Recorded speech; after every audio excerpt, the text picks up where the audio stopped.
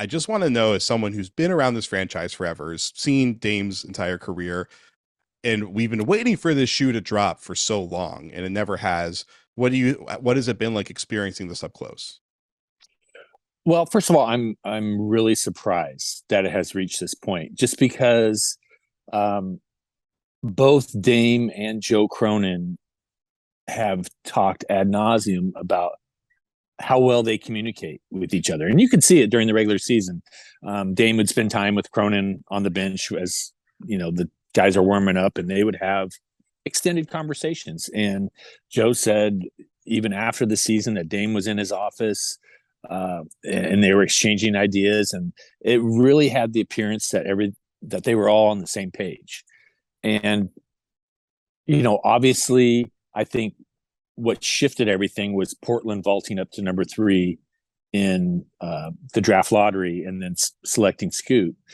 Um, I think that changed the way Joe kind of approached um, just the whole scenario. And I think Dame didn't have patience for that. And I think somewhere along the lines of their communication, I think Dame felt, I don't know, betrayed might be a too strong a word, but felt like he wasn't on the same page as Joe.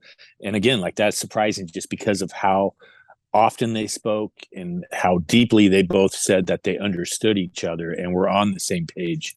And, Joe has been, from my perspective, I always thought that Joe was too Dame centric on his approach with the Blazers. I thought, when he took over for Neil Olshey and broke down this roster, he said, I'm not even considering trading Dame. I don't even want to see what's out there. We're building around him. And I thought it would have been smart to still at least see what other teams would offer at that point. And we're talking about December of what, 2021 or something like that, whenever Joe took over.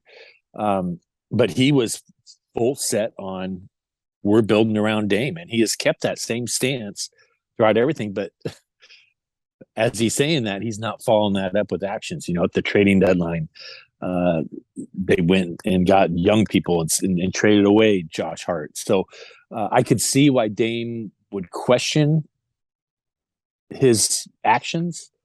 But again, I'm surprised that it's reached this level of action, because they had been such on the same page and been so openly communicating. And for people outside of Portland, or even just for fans of maybe larger market teams, what is it like when you have this kind of star in a smaller market? And they could have traded Dame 2 years ago, maximize his value, or trade him before he had that huge contract. I feel like they would have gotten an incredible return they could have rebuilt around. Yeah. So why is it so hard to make those moves earlier? Well, I think with Dame, he's more than just a player. He means so much to the community, to the region, and to the franchise. Just the way he has kind of established a culture and the way they do things, the way he's such a good team player. He cares about his teammates, tries to empower them. So it wasn't just like you were giving away or looking to trade a 30-point scorer. You're trading away like the identity of your franchise, and really the lifeline between you and your fan base.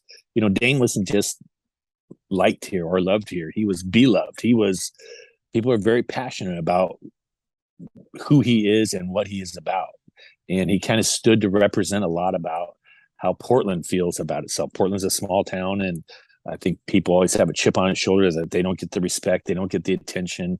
And Dame kind of embodies a lot of that. He went to a small school, was never highly regarded, and he's kind of always adopted that underdog persona. And Portland has really identified with that. So that's why this area, because it's not just Portland, it's Oregon, Washington, the Northwest, really holds onto him deeply. And you were saying is that reverence past tense? Like, has there been a fissure in the way people feel about him? And do you feel like it's something that could be healed?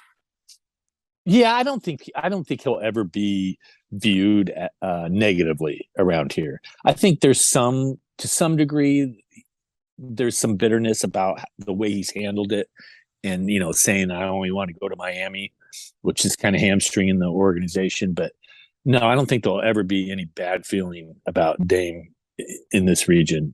And I don't know why I said was, just because I kind of think his era is done. Yeah.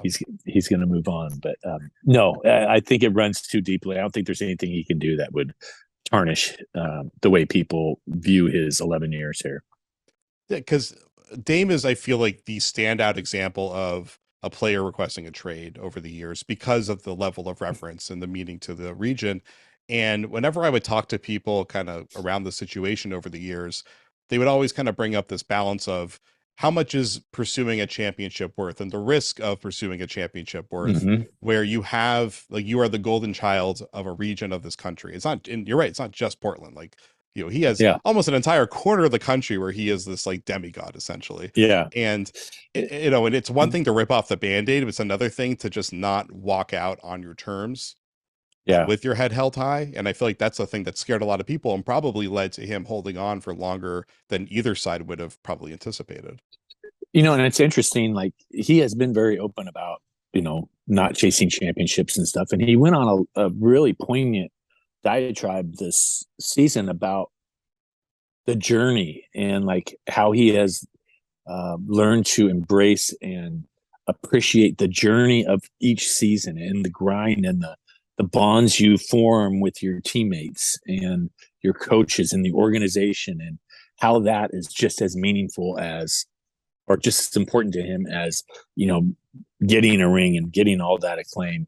So it's an interesting shift by him this summer. Something triggered him to take this dramatic change of like, nope, I want out, because he has given chances or shown patience to the previous GM, the previous regimes.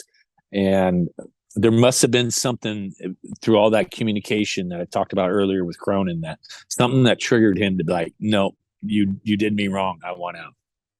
I mean, patience isn't infinite, right?